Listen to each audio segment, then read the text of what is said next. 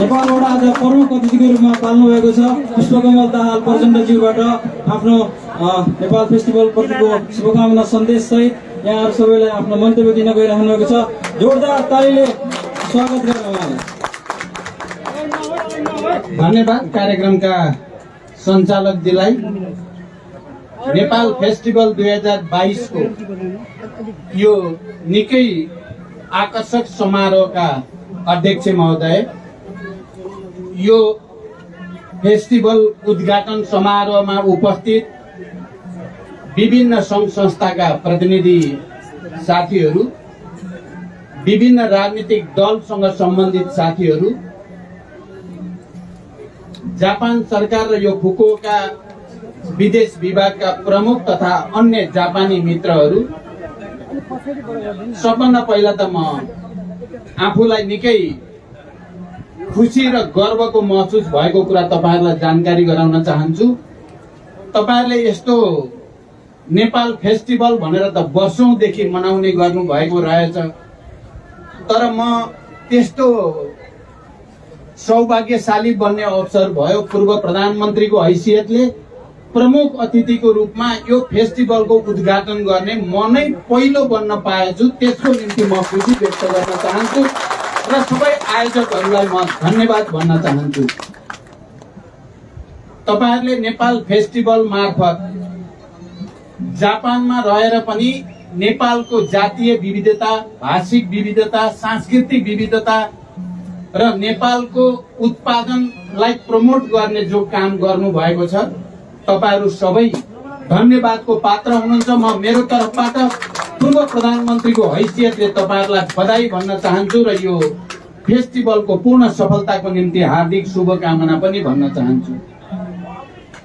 अहिले यो फेस्टिभल मनाउँदै गर्दा यो विशेष छ भन्ने कुरा यहाँ राजदूतावासका प्रतिनिधि अम्बिकाजीले राखि नै सक्नुभयो। नेपाल र जापानको सम्बन्ध निकै पुरानो छ र त्यसमा पनि अध्ययनको लागि यहाँ आउने विद्यार्थीहरू 120 वर्ष अगाडिदेखि निरन्तर जापानमा अध्ययन गर्ने र त्यो संख्या निरन्तर बढ्दै गएको छ। त्यस उपलक्ष्यमा पनि यो फेस्टिभल हुँदैछ। म जापान सरकार र जापानी जनतालाई पनि हार्दिक बधाई र धन्यवाद भन्न चाहन्छु। तपाईहरुले नेपालको शैक्षिक विकासको निम्ति, आर्थिक विकासको निम्ति, किनकि जापान नेपालको दाता राष्ट्रहरू मध्ये पनि अग्रणीमा पर्ने राष्ट्र हो, त्यो नाताले नेपाल जापानको सम्बन्ध पनि धेरै पुरानो र घनिष्ठ रहेको छ। नेपालको आर्थिक विकास, शैक्षिक विकास र सामाजिक सुरक्षाको निम्ति पनि जापानको सहयोग अद्वितीय, असाधारण नै रहने गरेको छ। र फेरि यस खालको फेस्टिभलले जापानी जनता र नेपाली जनताको बीचको, जनताको स्तरको सम्बन्धलाई पनि सुदृढ गराउने र आउने दिनमा नेपाल जापान सहयोगको क्षेत्रलाई अझ विस्तार र सुदृढ गर्न पनि धेरै ठूलो भूमिका खेल्छ भन्ने मेरो विश्वास छ। त्यसको निम्ति पनि म तपाईहरुलाई धन्यवाद भन्न चाहन्छु। त्यति मात्रै होइन, नेपाल जापान सम्बन्धको दृष्टिले कुरा गर्दा जापानी एकजना महिला जुनको ताबई, जसले संसारको सबभन्दा अग्लो शिखर सगरमाथाको पहिलो आरोहण गर्ने महिलाको रूपमा विश्वव्यापी रूपमा स्थापित हुनुहुन्छ, त्यो नाताले पनि नेपाल जापान सम्बन्धको एउटा नयाँ आयामलाई व्यक्त गरेको छ।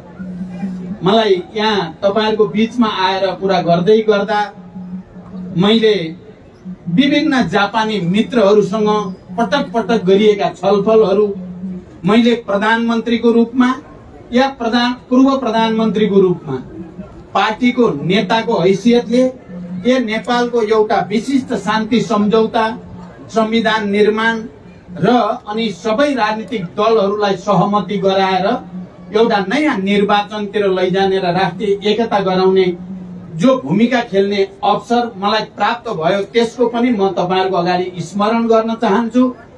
जसरी हामीले राष्ट्रिय एकता कायम गर्दै संविधान निर्माण गर्ने, राष्ट्रिय एकता कायम गर्दै निर्वाचन, लोकतान्त्रिक निर्वाचन प्रक्रिया अगाडि बढाउने र अहिले राष्ट्रिय एकता कायम गर्दै देशको आर्थिक विकास र समृद्धितिर हामी केन्द्रित हुन चाहेका छौं। यस्तो बेलामा तपाई जापानमा रहनुभएका झण्डै 1 लाख नेपालीहरूको भूमिका पनि निकै नै महत्त्वको छ भन्ने कुरा म तपाईहरुलाई भन्न चाहन्छु।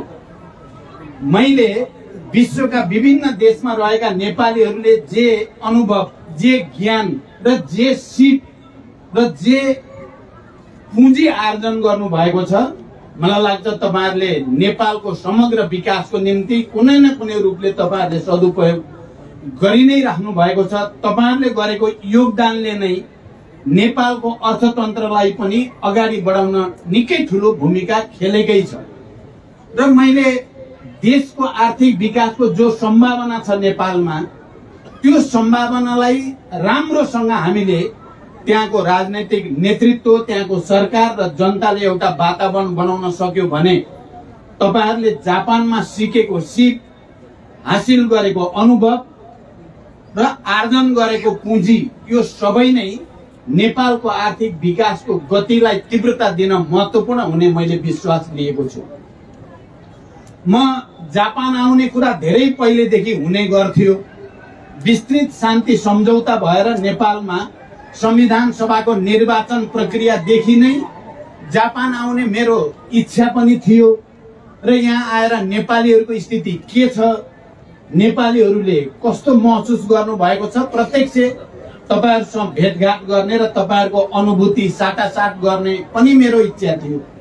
तर देशको राजनीतिक तीव्रताको कारणले पटक पटक आउने निर्णय गरेर पनि मैले त्यसलाई क्यान्सल गर्नुपर्ने बाध्यता थियो। तर अहिले संयोग नेपाली विद्यार्थीहरू जापानमा आएर उच्च शिक्षा हासिल गर्ने प्रक्रियाको 120 वर्ष पूरा भएको र तपाईहरुले फेरि नेपाल फेस्टिभल 2022 फुकुओकामा सम्पन्न गर्न लागेकै दिन म आइपुग्ने संयोग पर्यो।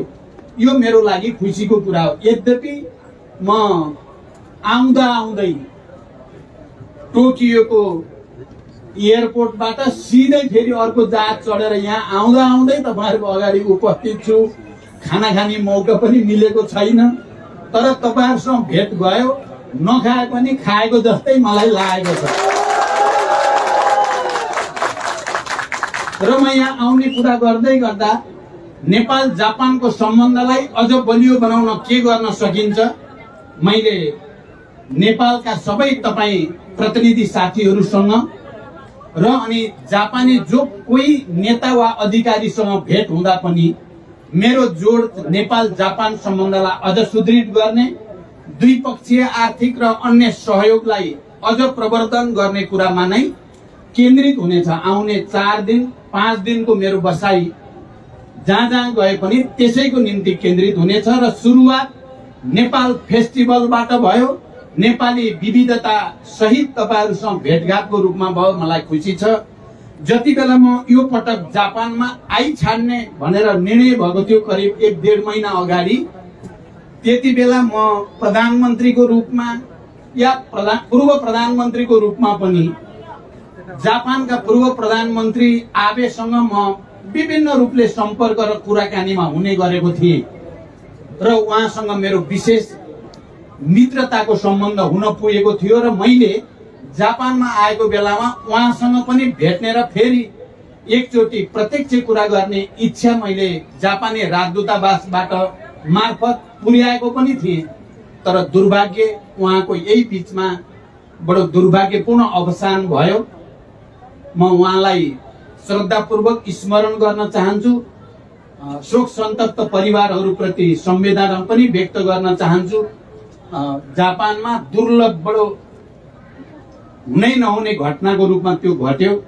हामी सबैलाई त्यसको दुःख छ। र फेरि पनि मैले अहिले लामो व्याख्या गर्नुभन्दा तपाईहरुलाई थाहा छ नेपालको परिस्थिति, हामी सबैको ध्यान जोड अहिले राजनैतिक स्थायित्व र विकास समृद्धितिर देशलाई कसरी लैजाने भन्नेतिर नै केन्द्रित छ। संविधान सभाको निर्वाचन भएर संघीय लोकतान्त्रिक गणतन्त्रको पहिलो प्रधानमन्त्री हुने बित्तिकै मैले देशको विकासको निम्ति भौतिक पूर्वाधारको विकास, त्यसको निम्ति सडक सञ्जालको विकास र विद्युतीकरण अनि पर्यटन र कृषिलाई प्राथमिकतामा राखेर अगाडि जान प्रयास गरेको थिएँ। तपाईहरुलाई यो पनि थाहा छ, दोस्रो पटक मैले प्रधानमन्त्रीको रूपमा ऊर्जा क्षेत्रमा हाम्रो लामो लोड सेडिङको मारबाट देशलाई मुक्त गर्ने र आज फेरि त्यो ऊर्जा मन्त्रालयको नेतृत्व गर्दै गर्दा देशले करोडौं र अरबौंको विद्युत बेच्ने ठाउँमा हामी आइपुगेका छौं र हामी के विश्वास गर्छौं भने छिटै नेपालमा निर्वाचन हुँदैछ। तपाईहरुलाई थाहा छ, स्थानीय तहको निर्वाचन सफलतापूर्वक सम्पन्न भएको छ। अब प्रदेश र संघको निर्वाचन हुँदैछ। प्रदेश र संघको निर्वाचन पछि अझ एउटा स्थिर र बलियो सरकार त्यहाँ गठन हुनेछ। जननिर्वाचित बलियो सरकारले अब ढिलो नगरी आर्थिक विकासलाई प्राथमिकतामा राखेर लानेछ। मलाई दुवैचोटि प्रधानमन्त्रीको हैसियतमा काम गर्दा जे भए पनि विकासलाई प्राथमिकता दिने, सुशासनलाई प्राथमिकता दिने र विदेशमा रहेका नेपालीहरूको सिप आर्जन र अनुभवलाई ठिक ढंगले सम्बोधन गर्ने, एनआरएनसँग सम्बन्धित सबै नेपालीहरूलाई नागरिकताको समस्याबाट मुक्त गर्ने, यी सबै र अहिले विदेशमा रहेका नेपालीहरूलाई पनि मतदानको अधिकार दिनेतिर हामी बहस गरिराखेका छौं र अहिले भर्खरै विधेयक संशोधन गर्दा पनि विदेशमा रहेका नेपालीहरूको नागरिकतालाई अझ सहज बनाउनेतिर हामीले विधेयक संशोधनको प्रक्रिया अगाडि बढाएका छौं। म यिनै कुरा राख्दै र तपाई जापानमा बस्ने नेपालीहरू र जापान सरकार र जापानी जनताले नेपाल र नेपाली प्रति जो सद्भाव 120 वर्षदेखि नेपालको उन्नतिको निम्ति, नेपालको शैक्षिक जागरणको निम्ति देखाएको छ, विभिन्न राजनीतिक दलसँग सम्बन्धित साथीहरू, जापान सरकार र यो फुकुओका विदेश विभागका प्रमुख तथा अन्य जापानी मित्रहरू, सबभन्दा पहिला त म आफूलाई निकै खुसी र गर्वको महसुस भएको कुरा तपाईहरुलाई जानकारी गराउन चाहन्छु।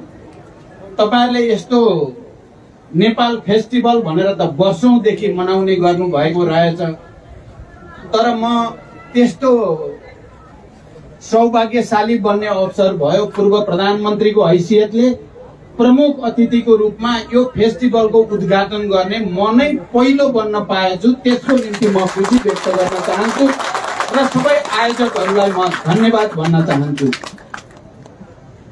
तपाईहरुले नेपाल फेस्टिभल मार्फत जापानमा रहेर पनि नेपालको जातीय विविधता, भाषिक विविधता, सांस्कृतिक विविधता र नेपालको उत्पादनलाई प्रमोट गर्ने जो काम गर्नु भएको छ, तपाईहरु सबै धन्यवादको पात्र हुनुहुन्छ। म मेरो तर्फबाट पूर्व प्रधानमन्त्रीको हैसियतले तपाईहरुलाई बधाई भन्न चाहन्छु र यो फेस्टिभलको पूर्ण सफलताको निम्ति हार्दिक शुभकामना पनि भन्न चाहन्छु। अहिले यो फेस्टिभल मनाउँदै गर्दा यो विशेष छ भन्ने कुरा यहाँ राजदूतावासका प्रतिनिधि अम्बिकाजीले राखि नै सक्नुभयो। नेपाल र जापानको सम्बन्ध निकै पुरानो छ र त्यसमा पनि अध्ययनको लागि यहाँ आउने विद्यार्थीहरू 120 वर्ष अगाडिदेखि निरन्तर जापानमा अध्ययन गर्ने र त्यो संख्या निरन्तर बढ्दै गएको छ। त्यस उपलक्ष्यमा पनि यो फेस्टिभल हुँदैछ। म जापान सरकार र जापानी जनतालाई पनि हार्दिक बधाई र धन्यवाद भन्न चाहन्छु। तपाईहरुले नेपालको शैक्षिक विकासको निम्ति, आर्थिक विकासको निम्ति, किनकि जापान नेपालको दाता राष्ट्रहरू मध्ये पनि अग्रणीमा पर्ने राष्ट्र हो, त्यो नाताले नेपाल जापानको सम्बन्ध पनि धेरै पुरानो र घनिष्ठ रहेको छ। नेपालको आर्थिक विकास, शैक्षिक विकास र सामाजिक सुरक्षाको निम्ति पनि जापानको सहयोग अद्वितीय, असाधारण नै रहने गरेको छ। र फेरि यस खालको फेस्टिभलले जापानी जनता र नेपाली जनताको बीचको, जनताको स्तरको सम्बन्धलाई पनि सुदृढ गराउने र आउने दिनमा नेपाल जापान सहयोगको क्षेत्रलाई अझ विस्तार र सुदृढ गर्न पनि धेरै ठूलो भूमिका खेल्छ भन्ने मेरो विश्वास छ। त्यसको निम्ति पनि म तपाईहरुलाई धन्यवाद भन्न चाहन्छु। त्यति मात्रै होइन, नेपाल जापान सम्बन्धको दृष्टिले कुरा गर्दा जापानी एकजना महिला जुनको ताबई जसले संसारको सबभन्दा अग्लो शिखर सगरमाथाको पहिलो आरोहण गर्ने महिलाको रूपमा विश्वव्यापी रूपमा स्थापित हुनुहुन्छ, त्यो नाताले पनि नेपाल जापान सम्बन्धको एउटा नयाँ आयामलाई व्यक्त गरेको छ। मलाई यहाँ तपाईहरुको बीचमा आएर कुरा गर्दै गर्दा मैले विभिन्न जापानी मित्रहरूसँग पटक पटक गरिएका छलफलहरू मैले प्रधानमन्त्रीको रूपमा या पूर्व प्रधानमन्त्रीको रूपमा पार्टीको नेताको हैसियतले यो नेपालको एउटा विशिष्ट शान्ति सम्झौता, संविधान निर्माण र अनि सबै राजनीतिक दलहरूलाई सहमति गराएर एउटा नयाँ निर्वाचनतिर लैजाने र राष्ट्रिय एकता गराउने जो भूमिका खेल्ने अवसर मलाई प्राप्त भयो, त्यसको पनि म तपाईहरुको अगाडि स्मरण गर्न चाहन्छु।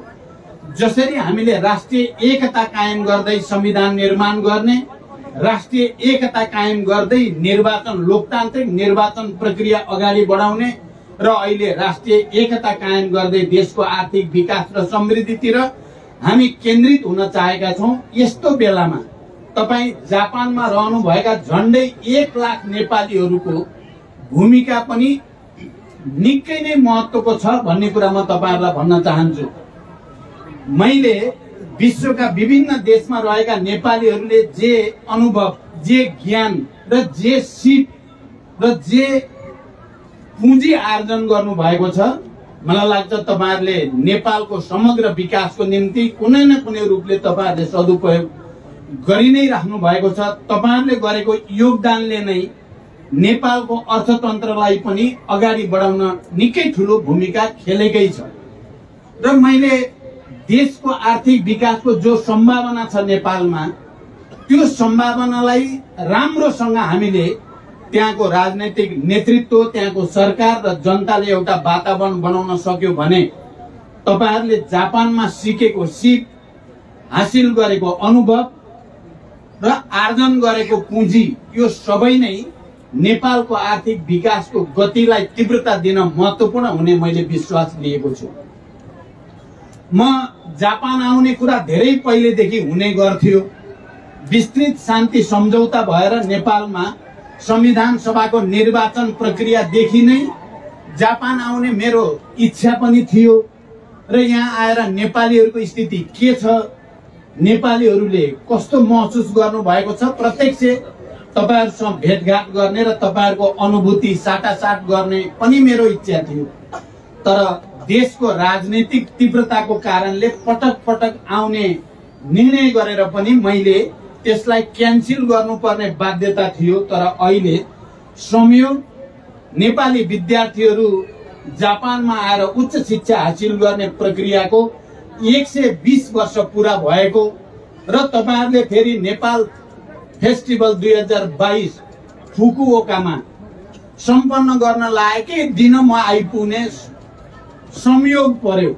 यो मेरो लागि खुसीको कुरा हो। यद्यपि म आउँदा आउँदै टोकियोको एयरपोर्टबाट सिधै फेरि अर्को जहाज चढेर यहाँ आउँदा आउँदै तपाईहरुको अगाडि उपस्थित छु। खाना खाने मौका पनि मिलेको छैन, तर तपाईहरुसँग भेट भयो, नखाए पनि खाएको जस्तै मलाई लागेको छ।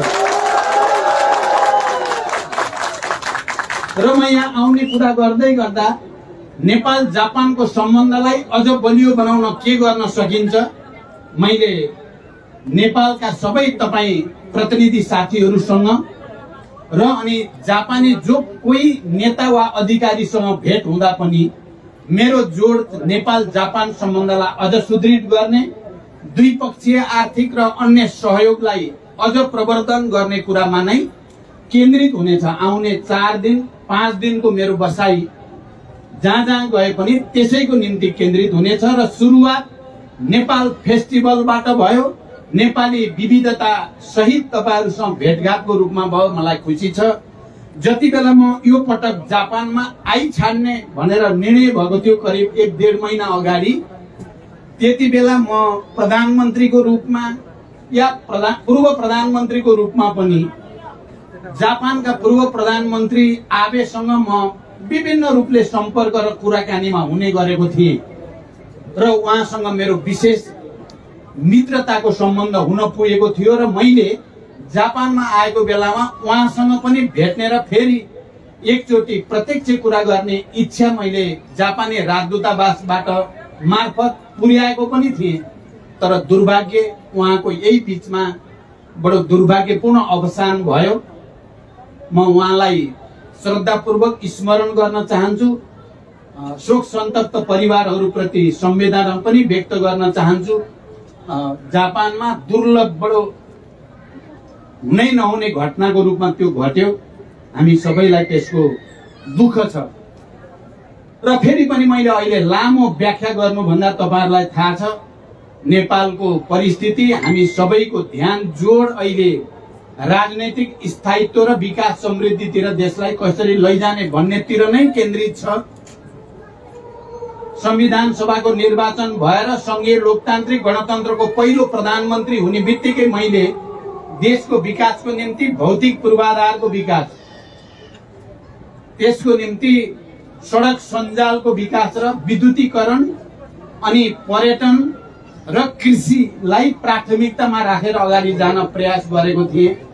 तपाईहरुलाई यो पनि थाहा छ दोस्रो पटक मैले प्रधानमन्त्रीको रूपमा ऊर्जा क्षेत्रमा हाम्रो लामो लोड सेडिङको मारबाट देशलाई मुक्त गर्ने र आज फेरि त्यो ऊर्जा मन्त्रालयको नेतृत्व गर्दै गर्दा देशले करोडौं र अरबौंको विद्युत बेच्ने ठाउँमा हामी आइपुगेका छौं र हामी के विश्वास गर्छौं भने छिटै नेपालमा निर्वाचन हुँदैछ। तपाईहरुलाई थाहा छ स्थानीय तहको निर्वाचन सफलतापूर्वक सम्पन्न भएको छ।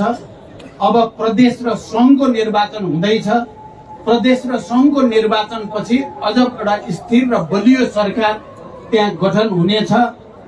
जननिर्वाचित बलियो सरकारले अब ढिलो नगरी आर्थिक विकासलाई प्राथमिकतामा राखेर लानेछ। मलाई दुवैचोटि प्रधानमन्त्रीको हैसियतमा काम गर्दा जे भए पनि विकासलाई प्राथमिकता दिने, सुशासनलाई प्राथमिकता दिने र विदेशमा रहेका नेपालीहरूको सिप आर्जन र अनुभवलाई ठिक ढंगले सम्बोधन गर्ने, एनआरएनसँग सम्बन्धित सबै नेपालीहरूलाई नागरिकताको समस्याबाट मुक्त गर्ने, यी सबै र अहिले विदेशमा रहेका नेपालीहरूलाई पनि मतदानको अधिकार दिनेतिर हामी बहस गरिराखेका छौं र अहिले भर्खरै विधेयक संशोधन गर्दा पनि विदेशमा रहेका नेपालीहरूको नागरिकतालाई अझ सहज बनाउनेतिर हामीले विधेयक संशोधनको प्रक्रिया अगाडि बढाएका छौं। म यिनै कुरा राख्दै र तपाई जापानमा बस्ने नेपालीहरू र जापान सरकार र जापानी जनताले नेपाल र नेपाली प्रति जो सद्भाव 120 वर्षदेखि नेपालको उन्नतिको निम्ति, नेपालको शैक्षिक जागरणको निम्ति देखाएको छ, त्यसको निम्ति फेरि एकचोटि हार्दिक बधाई र धन्यवाद भन्दै तपाईहरु सबैलाई पनि बधाई र शुभकामना भन्दै म बिदा हुन्छु। धन्यवाद, अभिवादन।